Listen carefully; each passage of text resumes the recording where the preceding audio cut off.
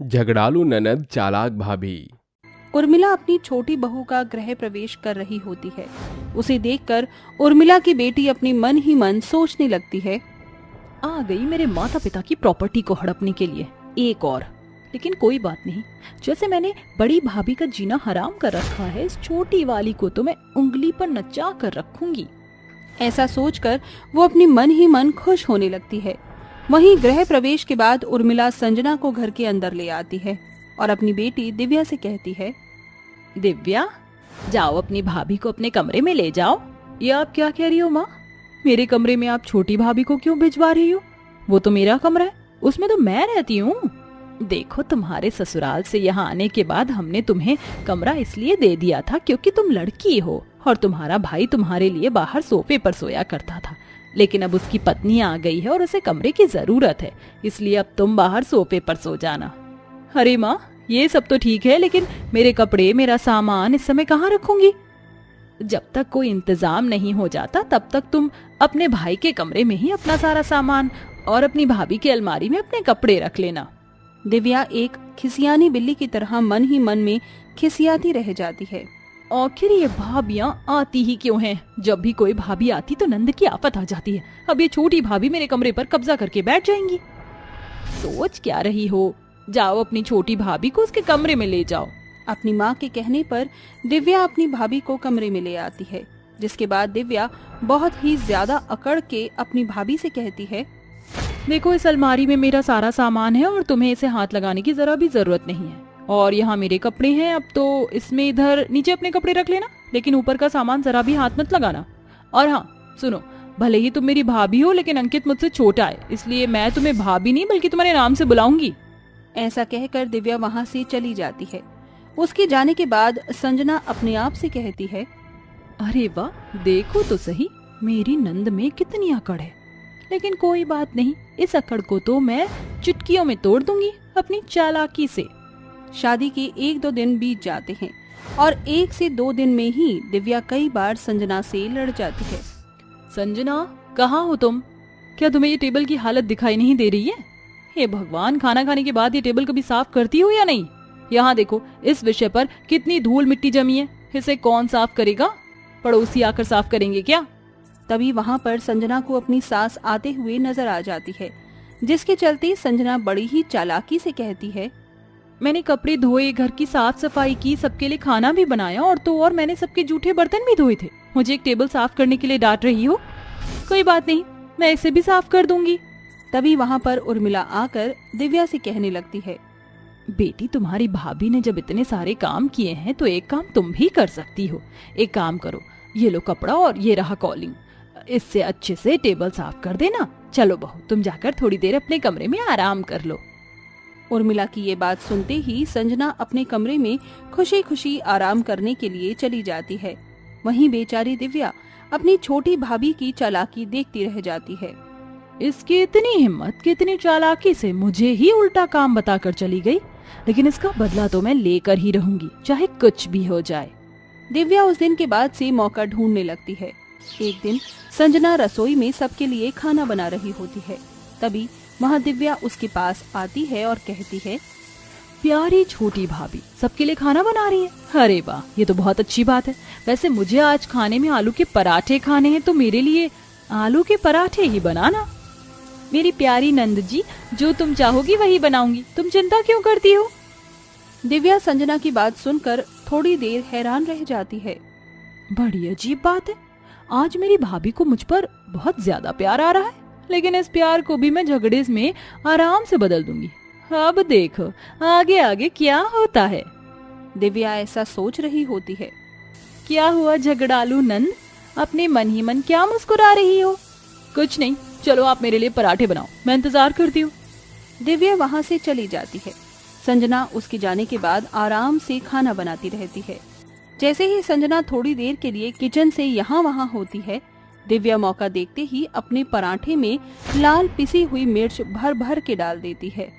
अब आएगा असली मजा। मेरी प्यारी छोटी भाभी यहाँ पर फंस गई। अब मैं सबको रोकर दिखाऊंगी और वो सबकी डांट सुनेगी। ऐसा कहकर दिव्या वहाँ से चली जाती है।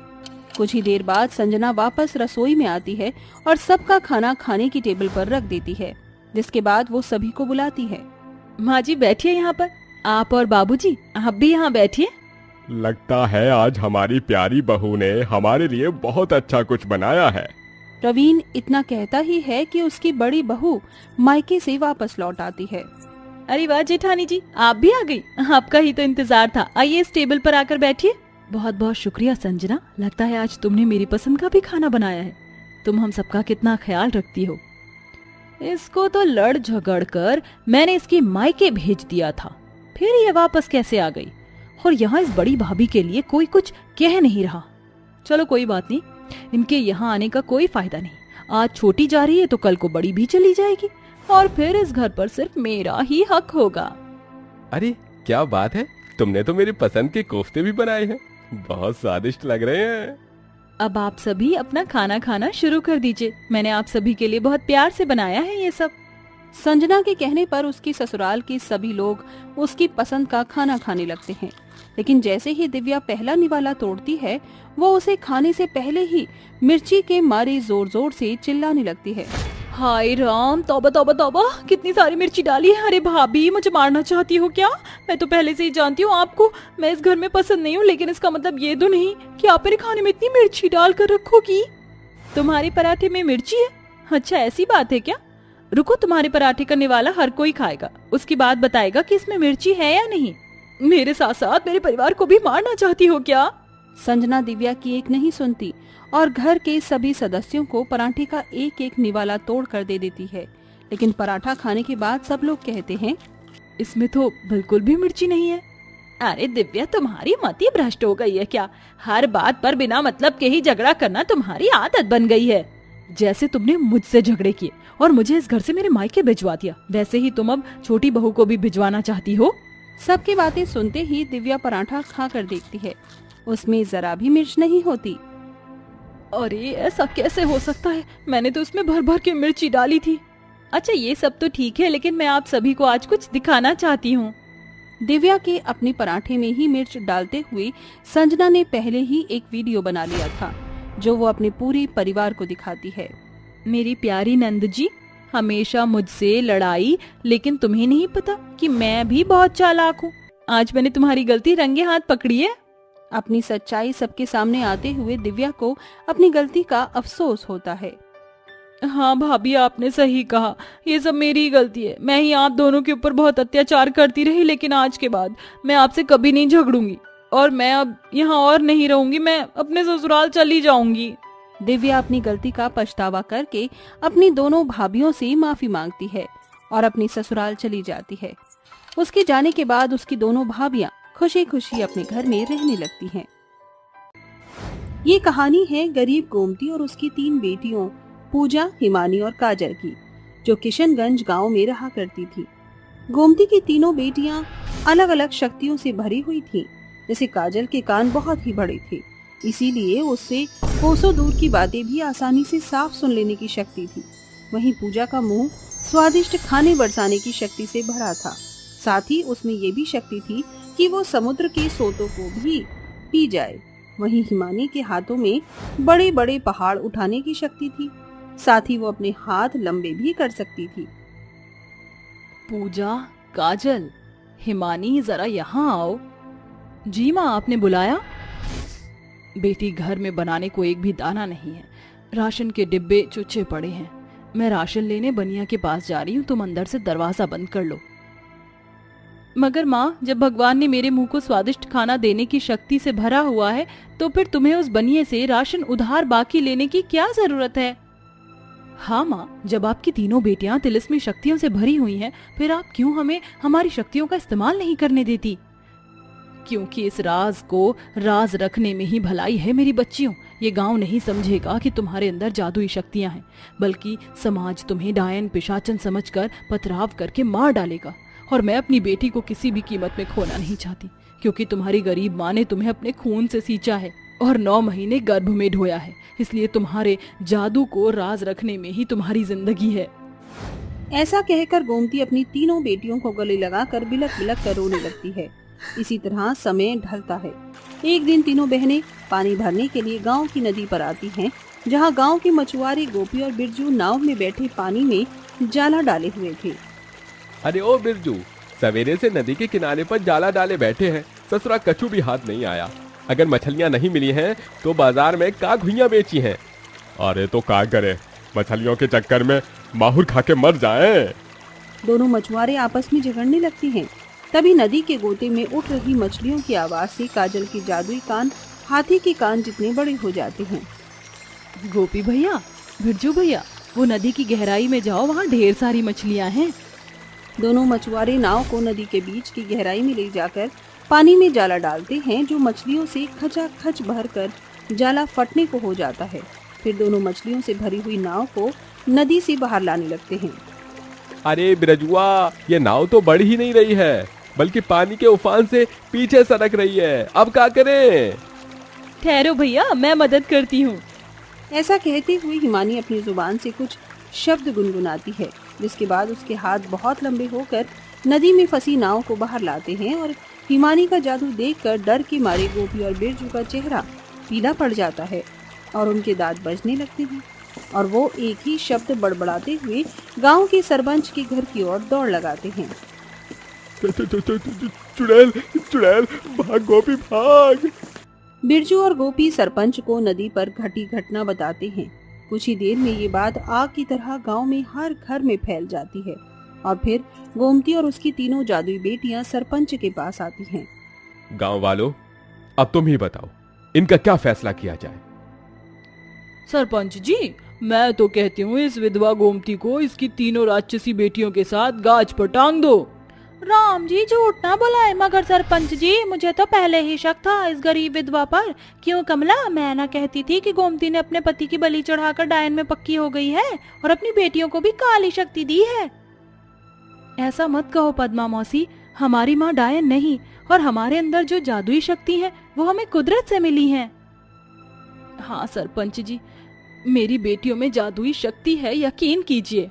सरपंच जी, आप इन मनहूस माँ बेटियों की एक मत सुनना। ऐसे लोगों को तो पत्थर मार मार कर मौत के घाट उतार देना चाहिए, वरना ये और इसकी तीनों बेटियां हमारे गांव को खा जाएंगी। पूरा गांव गरीब गोमती और उसकी बेटियों के लिए एक की चार झूठी बात बोलते हैं, जिससे सरपंच जी का मन गांव वालों की बातों में घुल जाता है और पूरा गांव गोमती की बेकसूर बेटियों को पत्थर मारता है। वो गरीब माँ सभी के आगे गिड़गिड़ाती हुई कहती है, रुक जाओ, मेरी बच्चियों को मत मारो, मैं तुम्हारे आगे भीख मांगती हूँ। आखिरकार पूरा गांव गोमती और उसकी बेटियों को अधमरा करके घसीट कर गांव से बाहर फेंक देता है। मगर गांव वालों को इस बात की खबर कहाँ थी कि उस गरीब माँ और तीनों जादुई बेटियों का गांव से जाना ही गांव की तबाही बनेगा। सूरज ढलने के साथ गोमती और उसकी तीनों बेटियों ने आँख खोली। पूजा, हिमानी, माँ उठो ना। माँ आप ठीक हैं? हाँ मेरी बच्ची, मैं ठीक हूँ, मगर अब हम जाएंगे कहाँ? ये अंधविश्वासी अत्याचारी गांव वाले हमें गांव में घुसने नहीं देंगे। माँ चिंता मत करो, हमें इस गांव की मिट्टी से दूर जाकर कहीं रहना पड़ेगा। गांव में बहने वाली नदी पार जो पहाड़ है, अब हम वहीं रहेंगे। तीनों जादुई बिटिया अपनी माँ को लेकर पहाड़ी पर आती हैं। मेरी बेटियों, यहाँ तो पहाड़ ही पहाड़ हैं, यहाँ हम कैसे रहेंगे? बस देखते जाओ माँ। मेरे जादुई लंबे हाथ, इस जगह को साफ कर दो। इतने पर हिमानी जादुई रोशनी से भर जाती है और उसके लंबे हाथ झटपट से पहाड़ की जगह को साफ करके स्पीड से सुंदर सा घर बनाती है और सभी घर में आती हैं। तभी पूजा कहती है, माँ मैं जानती हूँ जो हुआ वो अच्छा नहीं हुआ, मगर अब हमें हमारे जादू को छिपाने की जरूरत नहीं। मेरी जादुई जुबान, मुझे ढेर सारा स्वादिष्ट खाना दो। इतना कहते ही पूजा सर से लेकर पैर तक जादू से भर जाती है और उसका चेहरा बड़ी चमक से खिल जाता है और उसके मुंह से स्वादिष्ट खाने से खचाखच भरी थालियां निकलती हैं, जिसे सभी साथ मिलकर खाते हैं।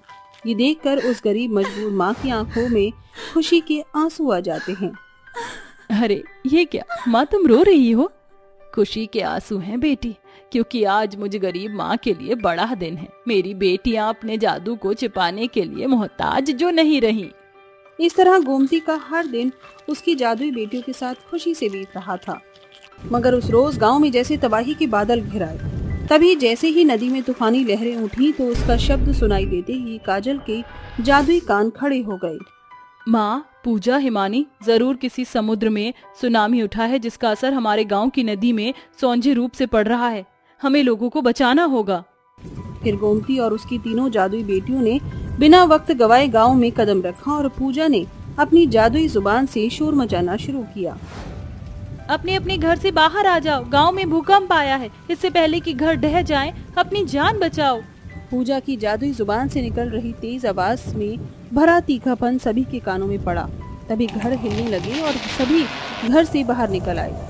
सभी डर से थर-थर कांप रहे थे। ए भगवान, ये सब क्या हो रहा है? सरपंच जी, कछु कीजिए। इन तूफान और बाढ़ को रोकना मेरे बस में नहीं है भाई। मगर हमारे बस में है। हर्षिता, कुछ देर में हमारा गांव बाढ़ में डूबने वाला है। तुम एक एक करके अपने जादुई लंबे हाथों से लोगों को सुरक्षित पहाड़ी पर पहुंचाना। और काजल, तुम अपने जादुई कानों से मुझे निर्देश देना। जल्दी करो। ये तीनों जादुई बहनें एक शब्द गुनगुनाती हैं, जिसके साथ एक सुनहरी रोशनी उन्हें घेर लेती है और तीनों की जादुई शक्तियाँ जाग जाती हैं। इसके बाद हर्षित अपने लंबे हाथों से लोगों को पहाड़ पर ले जाती है और तभी अपनी जादुई कानों से आवाज सुनकर काजल कहती है, पूजा, बाढ़ का पानी पूरब की तरफ से आ रहा है। वो अभी काफी दूर है, तुम तैयार हो? अगले ही पल बाढ़ का पानी गांव में भरने लगता है और पूजा जादुई मुंह से सारा पानी पी जाती है। पूरा गांव अपनी आंखों से ये नजारा देखता है। आखिरकार तूफान थम जाता है और पूरे गांव का सर शर्म से गड़ा हुआ था। तभी सरपंच ने कहा, बेटियों, मुझे माफ कर देना। मैंने गांव के तबके की बातें सुनकर तुम पर जुल्म ढाए, फिर भी तुमने आज इस नगर को नाश होने से बचाया है। अब तुम यहीं रहोगी। ये सुनकर गोमती और उसकी तीनों जादुई बेटियां खुशी से भर जाती हैं। उन्हें इज्जत के साथ गांव में रहने दिया जाता है और आज गांव के हर घर में उस गरीब माँ की जादुई बेटियों की बहादुरी की चर्चाएं चल रही हैं।